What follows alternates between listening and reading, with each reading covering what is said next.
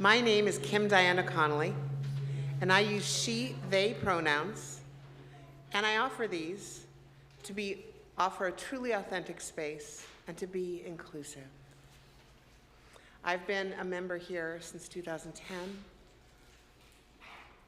and today is a day that I'm really grateful for this fellowship.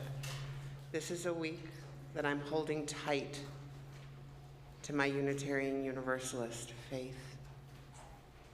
To so many of you that I've known for years, to some of you who are new and I haven't met yet.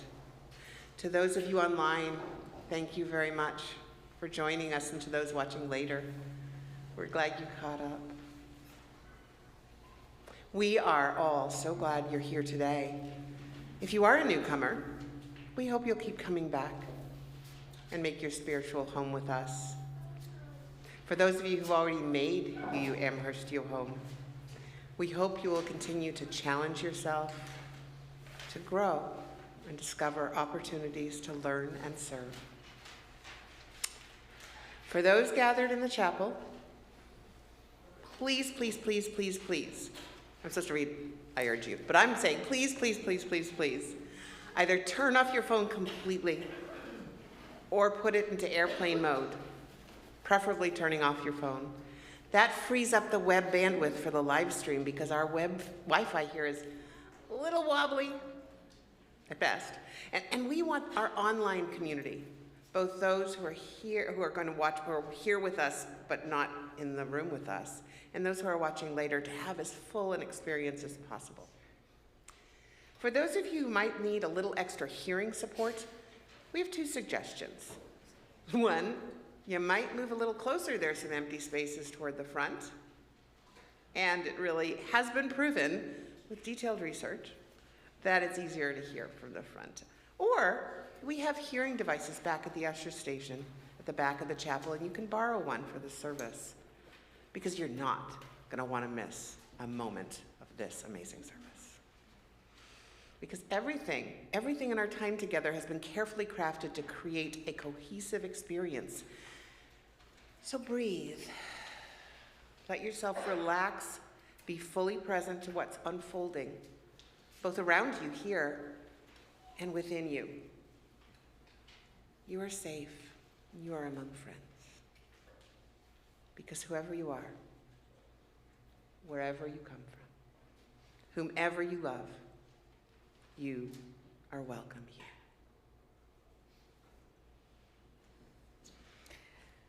It's a blue sky January day here in Western New York, and I'm going to talk about doom. I'm Reverend Michelle Buhite, the minister of this congregation. My pronouns, which I offer to create a truly inclusive and brave space for all to live into the fullness of their identities, are she and her. I noticed as I was coming into church today that the geese apparently are gathering at the park just down the way, clearly sharing tales of their journeys. I'm taking it as a sign that winter might be moving along. But the geese also asked me to remind you of something very, very important. The gift to us, channeled through the late poet, Mary Oliver. You do not have to be good. You do not have to walk on your knees for 100 miles through the desert, repenting. You only have to let the soft animal of your body love what it loves. Tell me about despair, yours, and I will tell you mine. Meanwhile, the world goes on. Meanwhile, the sun and the clear pebbles of the rain are moving across the landscapes, over the prairies and deep trees, the mountains and the rivers. Meanwhile, the wild geese, high in the clean blue air, are heading home again. Whoever you are, no matter how lonely, the world offers itself to your imagination, calls to you like the wild geese, harsh and exciting, over and over, announcing your place in the family of things. That's my favorite piece of scripture. For those of you who've been around a while, you may notice that apparently this week I took voice lessons to become a bass. What is that? So I invite you to rise and sing with me in any octave that is comfortable for you. Found in the Teal Hymnal 1007. The words will be up front as well. River flowing in my soul. Come on and rise up.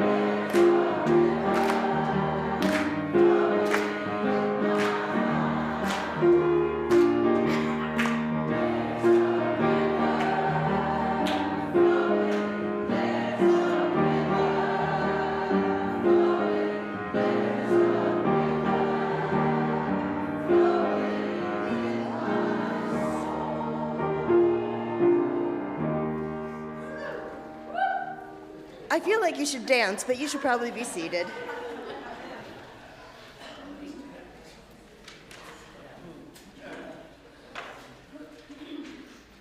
When we gather, we employ the elements of water and fire to create a sacred space where we can be fully present. We begin with an acknowledgement that our church is built on holy ground, land that was nurtured and cultivated by those who occupied it before us. We offer this libation as our giveaway as we honor the real struggle of all people seeking justice and peace. We honor the courage and wisdom to heal the wounds of the past and build a better future story with all our neighbors, all our fellow creatures, together. It is also our custom when we gather to light a chalice. The chalice is a cup or vessel that symbolizes the gathered community. The flame it represents the spark that each of us brings to represent the light of truth, the warmth of community, and the fire of commitment to bring more compassion and justice to the world. Please join us in our chalice lighting words that are everywhere. We gather this hour as people of faith, with joys and sorrows, gifts and needs. We light this beacon of hope, sign of our quest for truth and meaning, in celebration of the life we share together.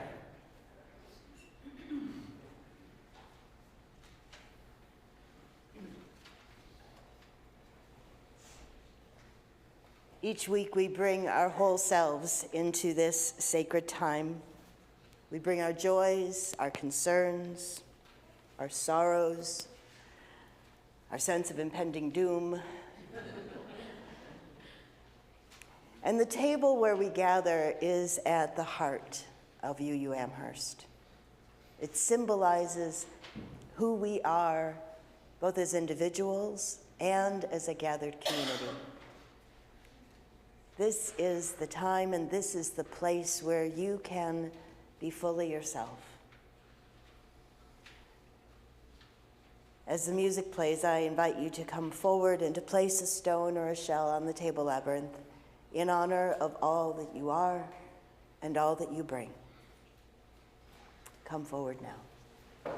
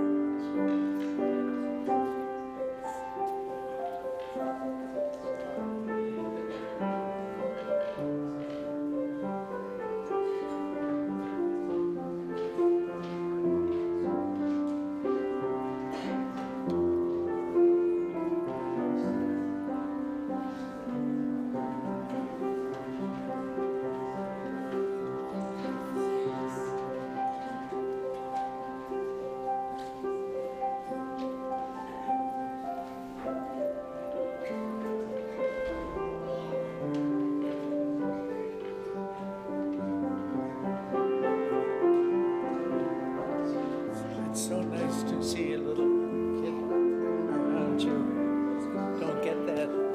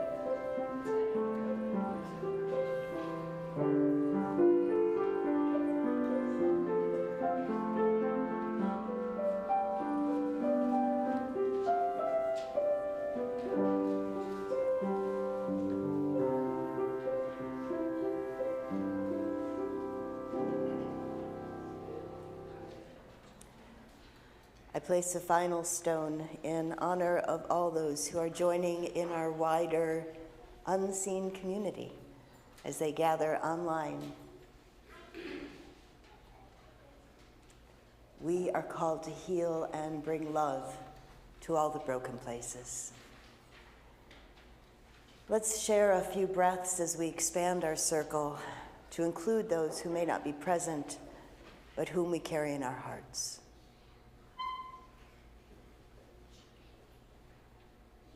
We bring into our circle of love and care those who are ill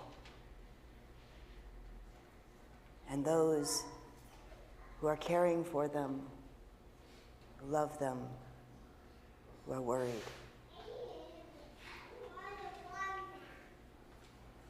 We bring in those who are in pain, either in body or in spirit, those who are lonely, feeling overwhelmed and lost, those who have been wronged. We hold in our hearts all those who have been disrupted and impacted, devastated by the wildfires in California. And we recognize that there is no place on earth where humans have congregated that is not experiencing some devastating thing. Can we expand our circle out, even if that kind of hurts our hearts?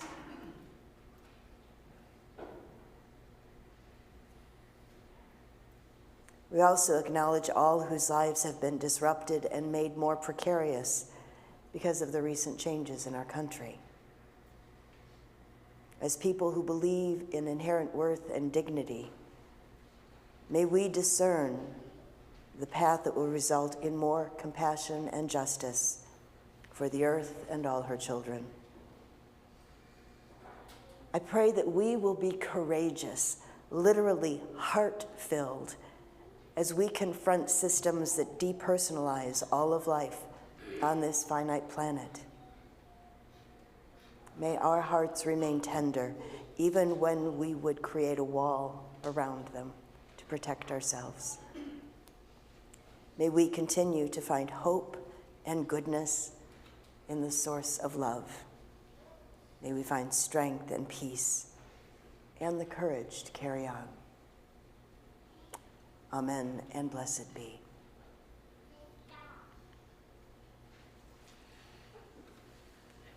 So we're going to sing a breathing. I know. Who thinks of these things? So I'm going to get us all started on the melody line, which is a da-da-da-da-da-da-da-da. So, and then once we're established, I will be inviting some of you to take a different line. And if you happen to know the third one, which is slightly higher, which I will not be demonstrating today, feel free. So if you'll play the melody line once I'm through.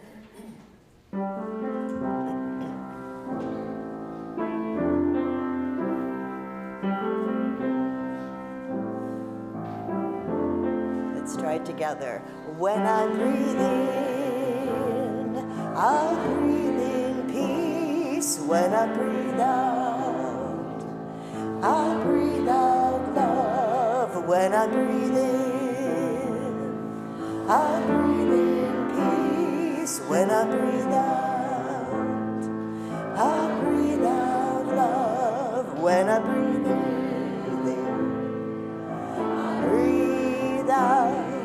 When I breathe in, breathe out. When I breathe in, breathe out. Breathe in, breathe out. When I breathe in, breathe out. Breathe out. Breathe out. One more. Breathe in, breathe out. Breathe in, breathe out.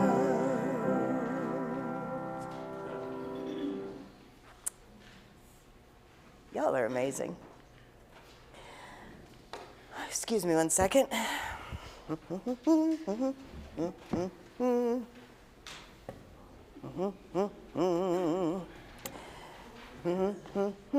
If only there were children who wanted to come up and hear a story, even if it doesn't come from the Wonder Box, but comes from Reverend Michelle's head, which is not true. This is a story that has belonged to many cultures.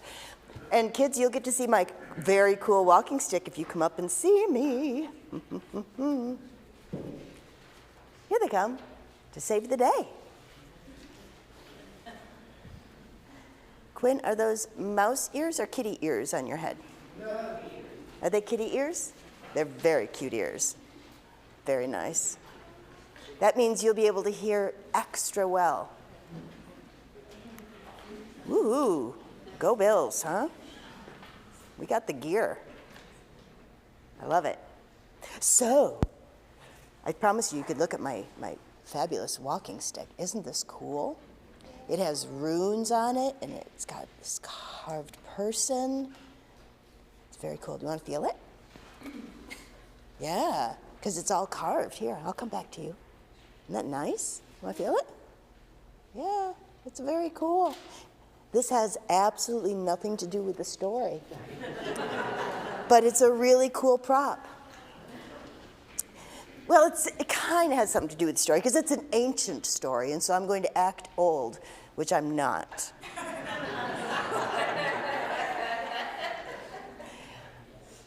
Yeah, don't go there.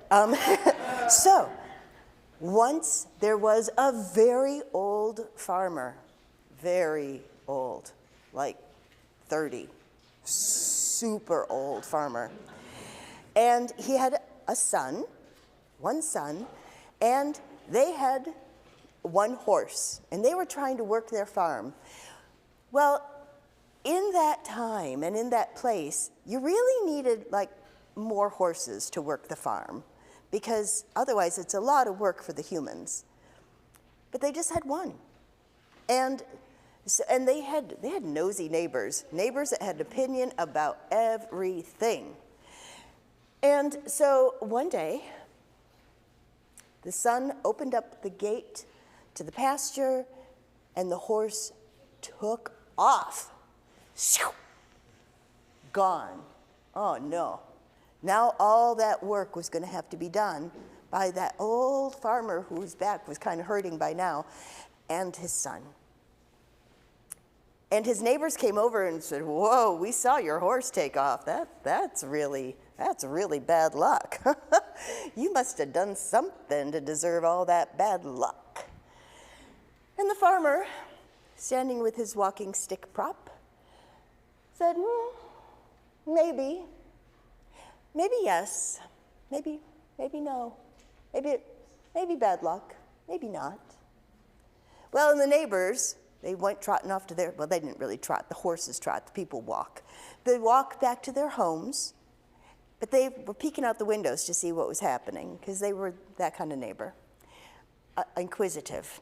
And the next day, the son went out in search of the horse and only got as far as the gate, and the horse comes walking toward him. And behind the horse, there are 12 more wild horses. Oh, well, the neighbors, they came out because they had some opinions, and they said, "You must have done something really good. That's good luck." And the farmer said, "Well, maybe yes, maybe no. We'll see." Well, the next day, time moves very fast in these stories. The next day, the son went out to try to tame the horses. And that's a whole big process. And it requires riding one, but they're not used to being ridden. And so the horse that he was on threw him off its back, and the son broke his leg. Well, along came those helpful neighbors, and they said, "Well, you must have done something bad, because you just got all this bad luck." And the farmer said, what did he say? Maybe, yes, maybe no. We'll see. I have to say that like my grandfather would say it. We'll see. And the next day, members of the army came because they were going to take all of the young men to go off to another country to help out. And but sometimes things didn't go very well. And they came to the house, but that son had a broken leg. He's not going to be able to walk all those miles and help out. And so the neighbors came by and said, "Wow, you must have done something really good. What good luck that your son was not able to go because of his broken leg." And the farmer said,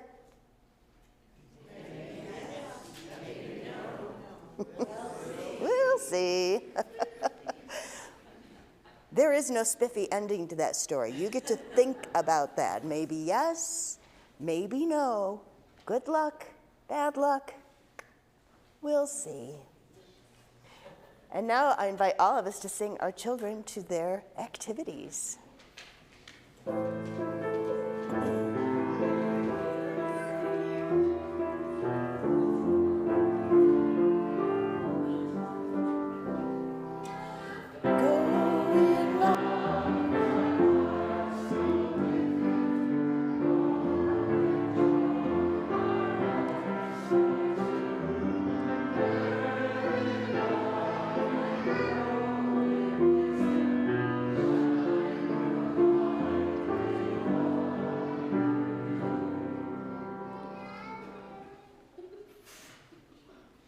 As a community of faith, we put our faith in one another.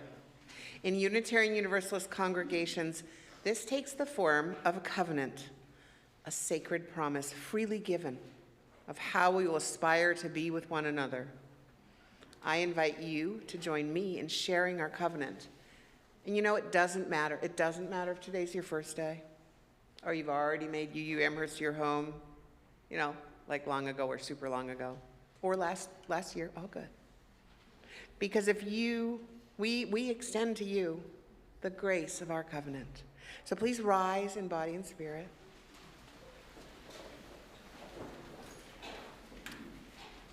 Remain standing for the song that follows. Please join me. Together we promise to gather in compassionate community, to celebrate diversity of thought and unity of spirit, and to seek wholeness for ourselves, our children, and our world. It is somehow different to give a promise standing up than sitting down, and which is why I wanted you to experience that. Please remain standing because we are going to sing. You might know the tune of this as Old Hundredth. You might know it as Doxology. You may not know it. So Rick is going to play it through one time, and then we'll sing it one time.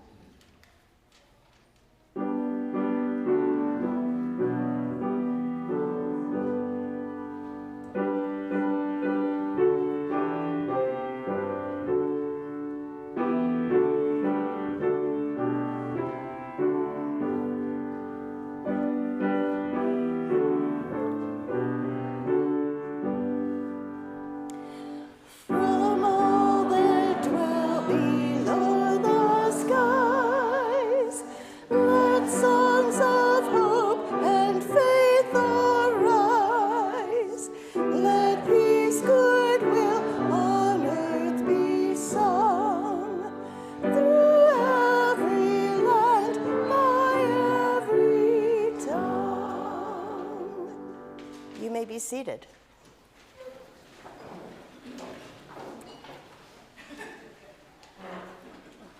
Kim, Diana, and I are going to share a reading with you. It's entitled, How to Enjoy the End of the World. This might be where you buckle up, put on your seatbelts, yeah, your helmets, all the things, because it's going to be like, I don't know, those people who go down that little chute really fast in the Winter Olympics. What is that thing called? Luge. Mm-hmm. See, it's French. Okay. How to enjoy the end of the world. The world has been ending off and on for almost all of recorded human history.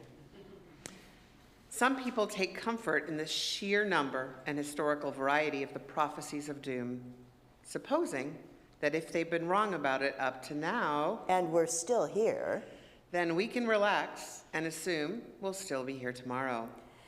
But this attitude overlooks the frequency with which the end really has arrived. In fact, it always does arrive.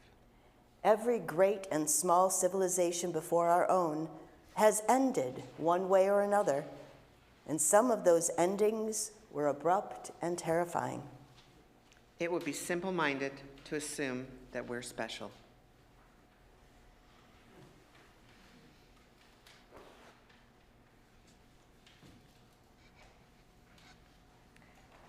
I think that deserves a collective Here we go. That was a rather pointed reading, and I think that it pretty much sets the tone as we consider life after doom. So let me begin with a disclaimer. I have been listening to and reading Brian McLaren's book, Life After Doom, for over 6 months. And I admit to still feeling a little bit lost, but that's not the disclaimer. McLaren wrote this book in 2024 as the country became more and more polarized, and it became clear that the Republican nominee would be the 45th President of the United States for another term. It also became clear what policies would be enacted and what policies and programs would be wiped out. This week, the 45th President of the United States became the 47th. Policies have been enacted, and policies and programs have already been wiped out with a full slate still to go. It would be an incredible understatement to say that I am dismayed. And this is where the disclaimer comes in, because I am not making political statements. I am here to make theological statements. My audience is a Unitarian Universalist one, people who feel so strongly about justice, equity, compassion, and democracy that we have made them articles of faith. I am preaching to people who believe in the inherent worth and dignity of every person, and in some cases have even laid down their livelihoods, personal safety, and sometimes their very lives to keep that basic human right at the forefront on behalf of others. And so even though we have had what you might call a hell of a week, we are not going anywhere. We may be down, but we're not defeated.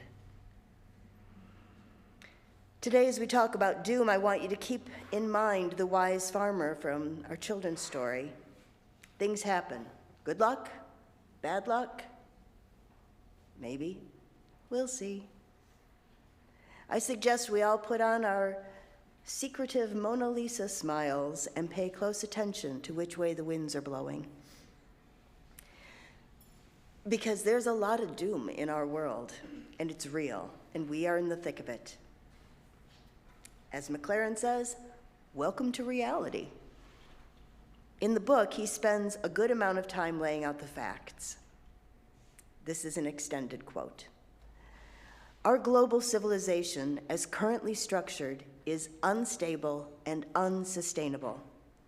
Ecologically, our civilization sucks out too many of the Earth's resources for the Earth to replenish, and it pumps out too much waste for the Earth to detoxify. Economically, our civilization's financial systems are complex, interconnected, fragile, and deeply dependent on continual economic growth. Without continual economic growth, financial systems will tumble toward collapse. But with economic growth, we intensify and hasten ecological collapse. In addition, our global economic systems distribute more and more money and power to those who already have it, creating a small network of elites who live in luxury and share great political power, while billions live in or near poverty with little political power. Speaking of politics, as we face increasing ecological and economic instability, social unrest and conflict will also increase. As a result, our democratic political systems will be strained to or past the breaking point. Like a person of my age who transitions from stability and health to sickness and decline, our civilization will become weaker and more expensive to maintain. End of quote. Just take a breath. I can feel you all holding your breath. I promise that this is the prelude to more doom. But it won't be unrelenting. So there's that. Nicely done, Phil. For those online who may not have heard, he said, "We shall see." The impending doom of our planetary systems is irreversible. Will it be in our lifetimes, our children's, our grandchildren's?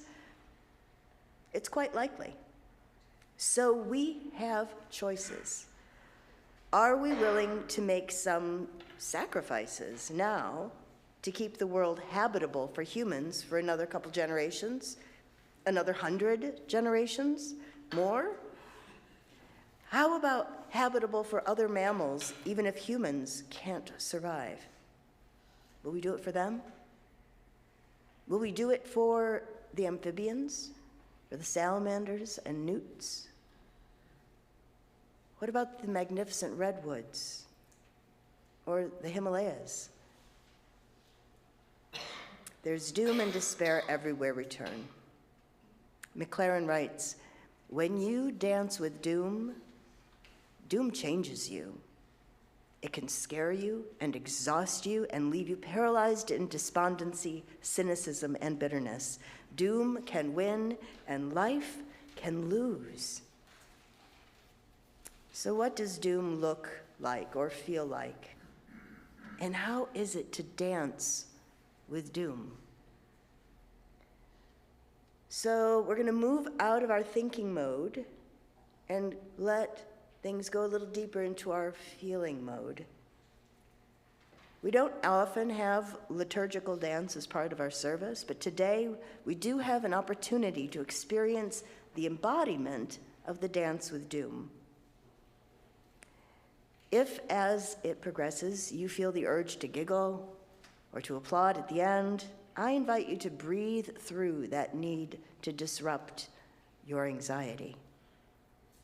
Just be present. Notice what is happening inside you, and let that be a quiet revelation.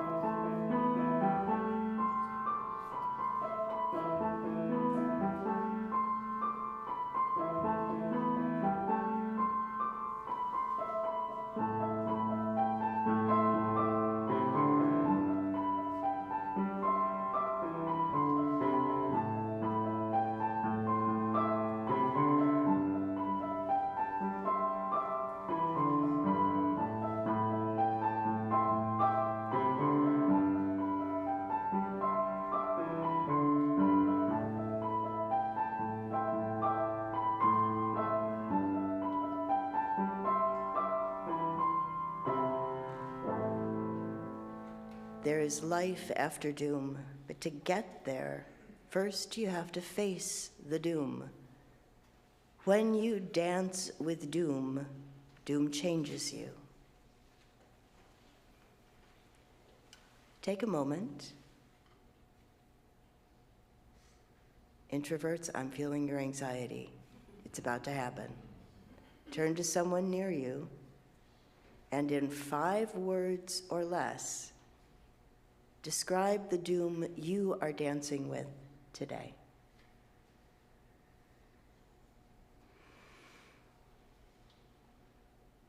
Now would be a great time to do that. 5 words or less, the doom that you are dancing with.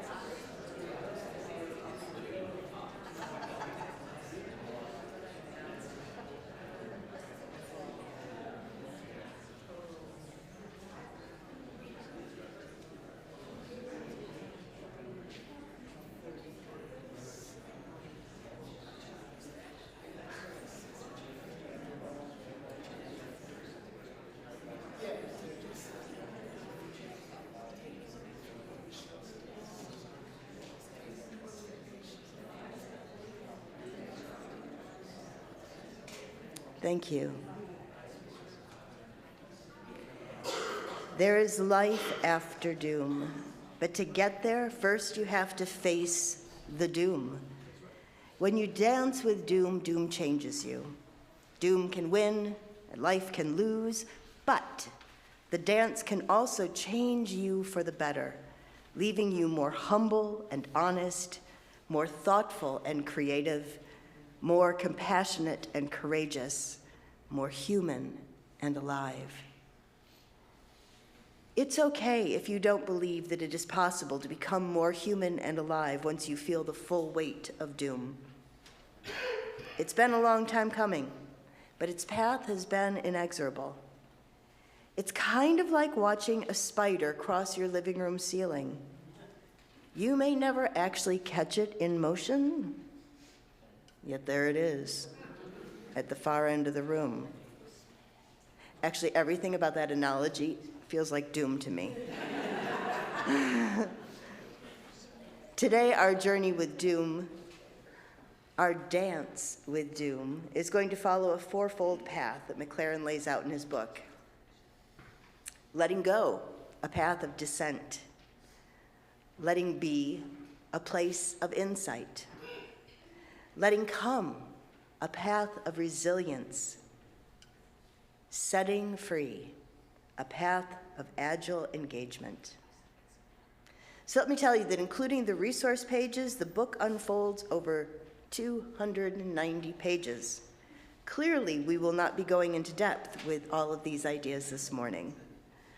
My aim today is for us to consider a few key points, and maybe you'll be enticed to begin your own life-giving dance with doom. The first section of the book, Letting Go, is 86 pages of a hard gospel about the current state of things on the earth. McLaren presents our current situation as baldly and unequivocally as possible. And as my dad was fond of saying, we are hurting for certain. We are hurting from every angle. And it appears that although this iteration of humanity may have worn out its welcome, we do have the choice as to whether we will take the rest of life out with us. Does that sound dire? I don't know how else to frame it. The Buddhist author and environmental activist Joanna Macy notes, until the late 20th century, every generation throughout history lived with the tacit certainty that there would be generations to follow. Each assumed without questioning that its children and children's children would walk the same earth under the same sky. That certainly is now lost to us, whatever the politics. That loss, unmeasured and immeasurable, is the pivotal psychological reality of our time, which may actually be the very definition of doom. So let's begin with letting go, a path of descent. That phrase refers to the concept that the process of releasing attachments and surrendering control, often described as letting go, is a journey that involves moving downwards, metaphorically, into deeper self-awareness and humility, rather than striving upwards toward external achievements or ego-boosting pursuits. It signifies a path of self-emptying and embracing vulnerability to achieve true transformation. Like the Sumerian myth of the goddess Inanna's descent to the underworld, the path of descent demands that we set aside whatever accomplishments and accolades we may have accrued and be humble. Okay, that's easy enough, right? Of course, that also means making ourselves small when it comes to the things we've grown accustomed to having, the things that make our lives easier, more comfortable. Our choices have consequences. I think it is the plight of our species that we must make hard choices, choices that impact other forms of life. And I wonder if it is somehow our destiny to consider only our own benefit and not the cost. What is it about our species that is unable or unwilling to consider the cost? Enough of that, Michelle. Let's talk about hope. Okay. But, you know, hope is complicated. McLaren includes a quote from former Czech president and playwright Václav Havel, who writes, "Hope is not the same thing as optimism. It is not the conviction that something will turn out well, but the certainty that something is worth doing regardless of how it turns out. This hope gives us the strength to live and continually to try new things, even in conditions that seem as hopeless as ours do here and now." End of quote. Hope is the certainty that something is worth doing regardless of how it turns out. So I think about the rise of Nazism in Europe in the 1930s and 40s, and all of those Jewish parents who gave their children over to complete strangers to try to get them to safety. And I think they danced with doom. They chose their children's well-being over their desire to keep them close. That is not optimism. That is hope. The certainty that something is worth doing, regardless of how it turns out.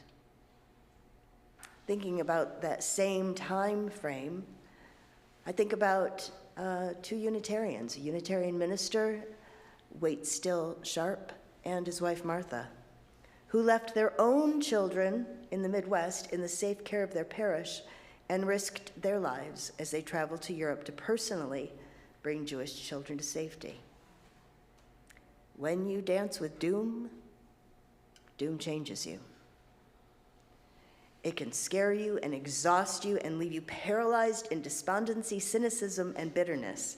It can win, life can lose, but, thank goodness for but, the dance can also change you for the better, leaving you more humble and honest, more thoughtful and creative, more compassionate and courageous, more human and alive. So let's go to McLaren's second portion of the book, Letting Be, a Place of Insight. There's much that we cannot change about the trajectory life on this planet is on. Even if we reach net zero emissions by tomorrow, we will not have solved the problem. All of the heat that has been absorbed by the ocean is still there, slowly being released upward into the air. You see, we are at or very near a whole series of tipping points with regard to rising temperatures, melting ice, seawater expansion, and sea level rise. Humans have had a disproportionate impact on 4 local spheres: the geosphere, the biosphere, the social sphere, and the personal sphere, which is where all of the turmoil hits individual nervous systems. Are you feeling that a little anxious, a little queasy?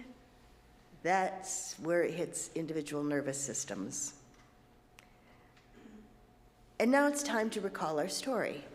Good luck, bad luck. As my grandfather would say, we'll see. The farmer in the story had seen enough unexpected consequences through the years that he had learned not to rush to judgment.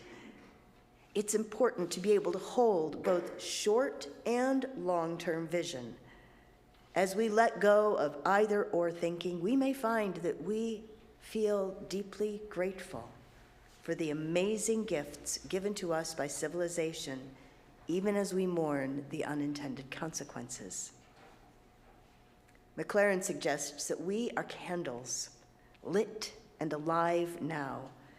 And when our candle is gone, the flame will live on in others. I feel like we said that a little earlier.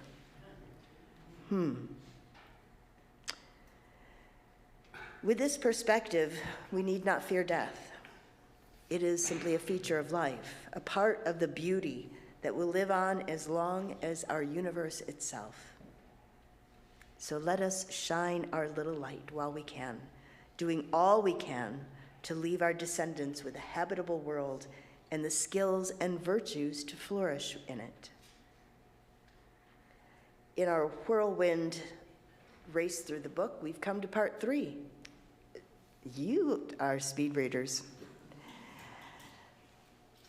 Letting come, a path of resilience. You'll notice that we have not talked about doomsday prepping or building underground shelters. You are, of course, welcome to participate in these measures, but should you do so, you might forfeit the dance with doom that leads to true resilience. We build personal and communal resiliency by doing hard things, by having hard conversations, by making mistakes, owning up to them, and learning from them. We are a community of love and trust. And frankly, we are going to need all the community, love, and trust that we can create in the days to come. We are going to meet up with all kinds of fear and mean-spiritedness in the world around us, and it will be up to us to meet that with kindness and compassion, honesty, and authenticity. Because for those of us who aim for interdependence, we know that the only way through tough times is together. We have covered the first 3 parts of Brian McLaren's book, Life After Doom. And in honor of the good work we've done, I've written a song. Well, I've written some words to go to somebody else's song. It's an old song. In fact, you've sung somebody else's words to that song already today. It's the old 100th. So, Rick, if you will play the melody one time, and then we're going to sing my completely original song based on what we've learned, and we'll sing it 2 times through because we mean it.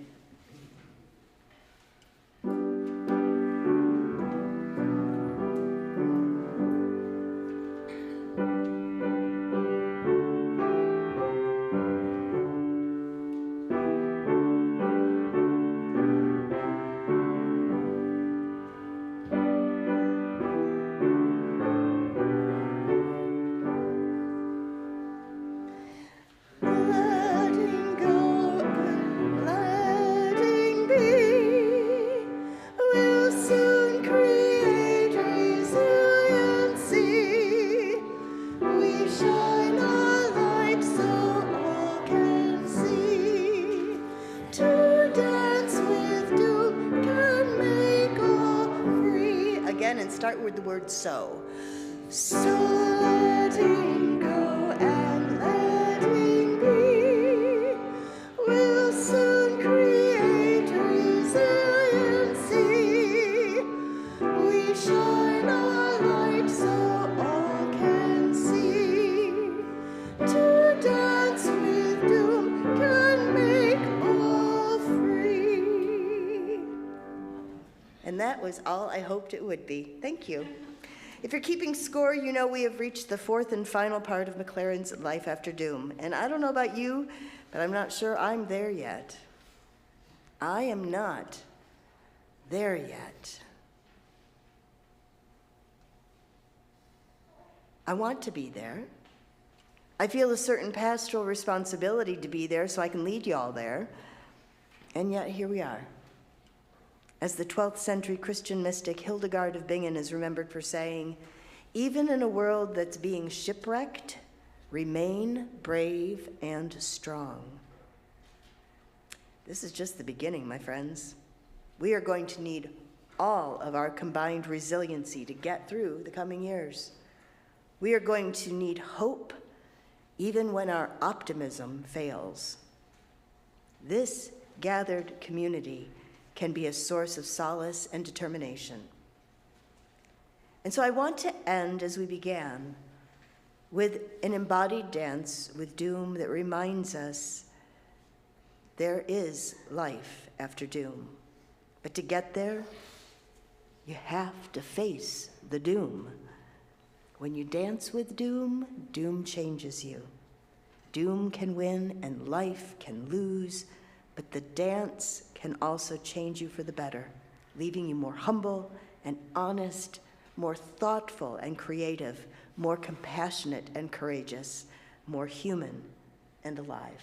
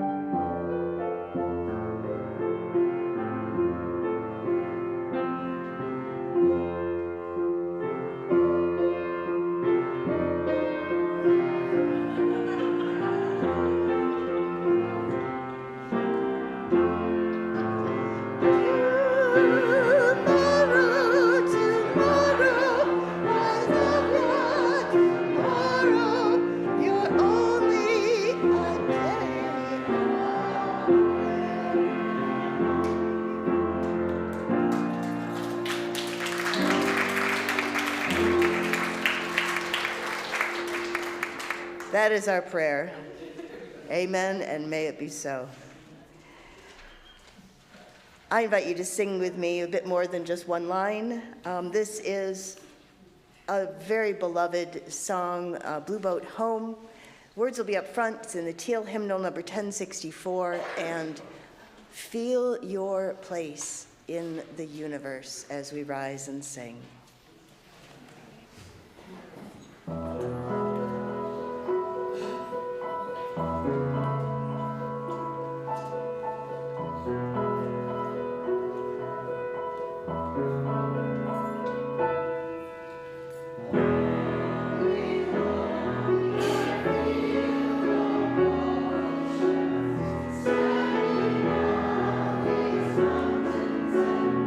Mountains and plains,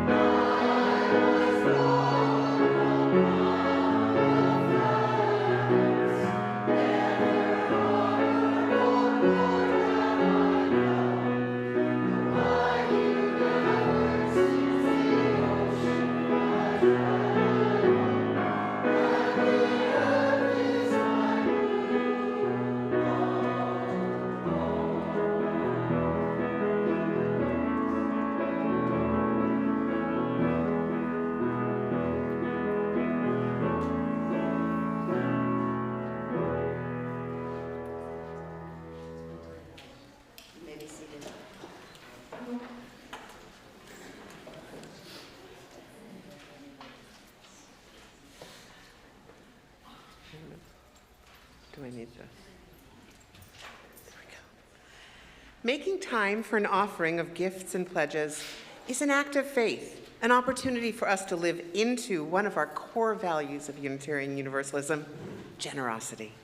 Our generosity connects us to one another in relationships of interdependence and mutuality, because we believe that if we pick fruit from trees we did not plant, we drink water from wells we did not dig, this is as it should be, as long as we dig and plant for those who come after us.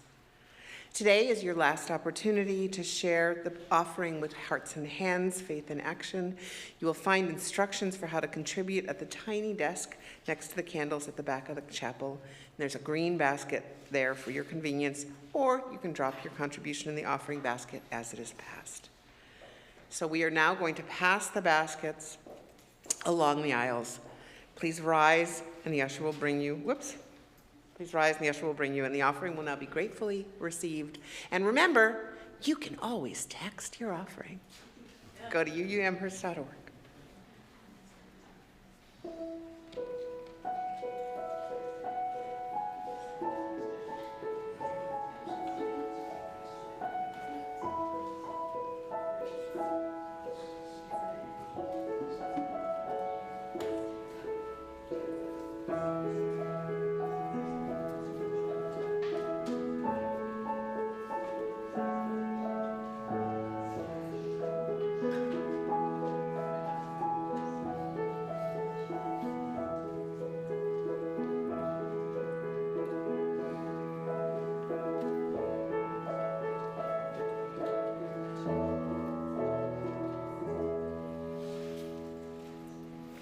Beloveds, we began our service with the lighting of our chalice, and now we extinguish this chalice.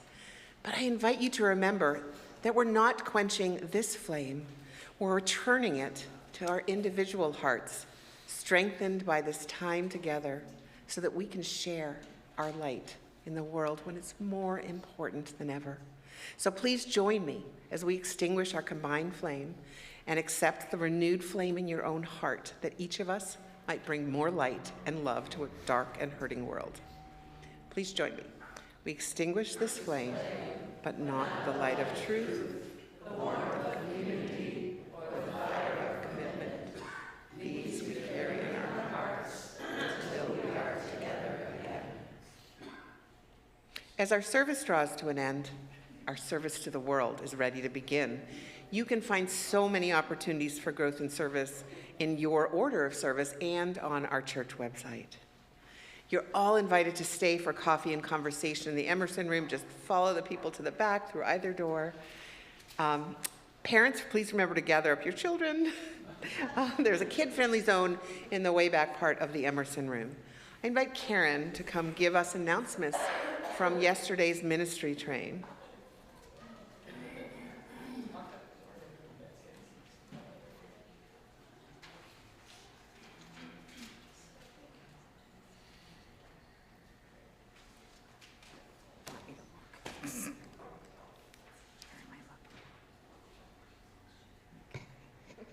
All right, so this was one I didn't write down, so I want to make sure that everybody's aware.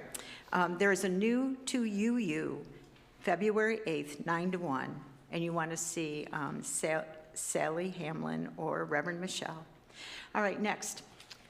I copied this down to get away from my own words, but to, this really hit me. Setting free, a path of agile engagement. Well, folks, here's your opportunity. The ministry team steering committee met 2 weeks ago.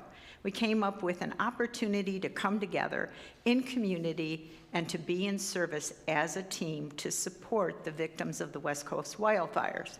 So save the date.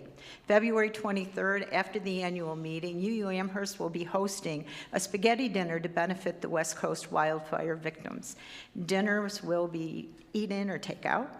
We'll also have the opportunity for people to donate and not attend. Dinner will be available from 4 to 7. It will be free will donation. So that's how we'll raise money for the wildfire people. And it's open to everyone in all communities. So we're obviously going to need lots of help. During these challenging times, it's uplifting to be able to take some action, that engagement, to do good works, and to do it together as a community for the larger community. We'll need many volunteers. So I'm going to have a sign up in the Emerson room. That's the first hopeful announcement. The next one. Michelle did a lot of talking, not a lot of talking, but sorry. She did a lot of sharing about the environment and where we are. Well, again, the steering committee came together, and Ruth Bowen brought an opportunity to be a part of the Homegrown National Parks. And last year we created this amazing Green Festival, and it was amazing. But honestly, we don't have the time to pull it together. So Ruth brought forth this opportunity, and the whole purpose of this is to connect 20 million acres of land back to native plants, back to really wonderful biodiversity, and to really work together to help this to happen, to save our world for our future children and everyone else. Our parks and preserves and remaining wildlands no matter how grand the scale, are too small and separated from one another to sustain the trees, plants, insects, and animals on which our ecosystem depends. The goal of Homegrown National Parks is a national challenge to create diverse ecosystems in our yards, farms, communities, and surrounding lands by reducing lawns, planting native plants, and removing invasives. It is a national movement to restore 20 million acres.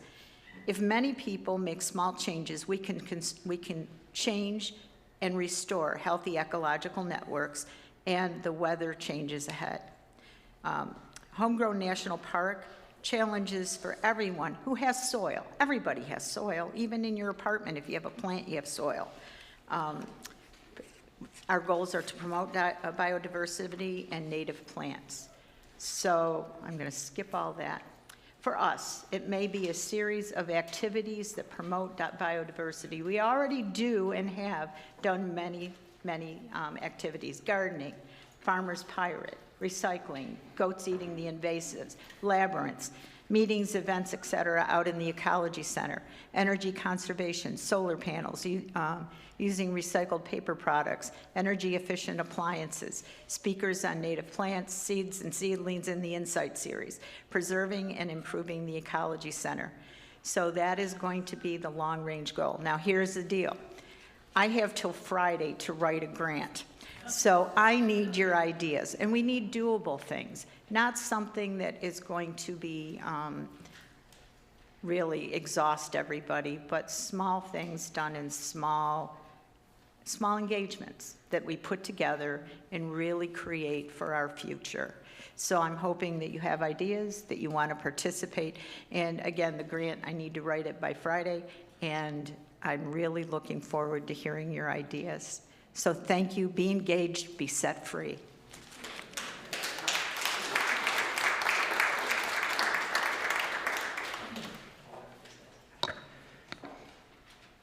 What an amazing, beloved community. You know, if you're not a member yet, but UU Amherst is starting to feel like home to you, consider becoming a member. See Reverend Michelle after the service if you'd like to know more. And now, friends, please rise in body or spirit to sing our closing blessing and remain standing for the benediction. Now remember, you're supposed to twinkle your eyes in the third verse, and Reverend Michelle will remind you, because that's one of her jobs.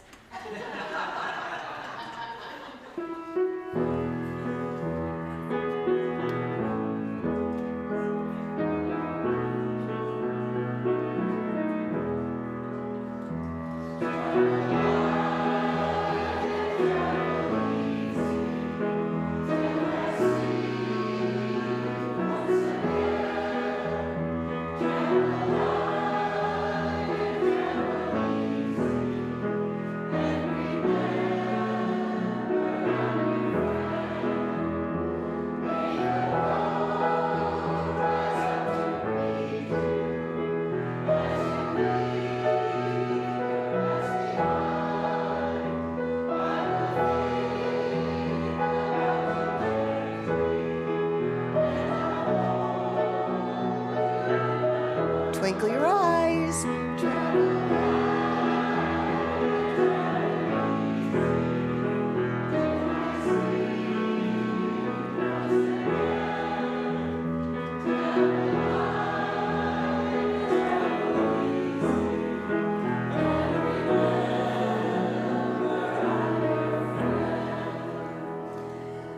Go out into the highways and byways. Give the people something of your new vision. You may possess a small light, but uncover it. Let it shine. Use it in order to bring more light and understanding to the hearts and minds of men and women. Give them not hell, but hope and courage. Preach the kindness and everlasting love of God. Go forth, do that.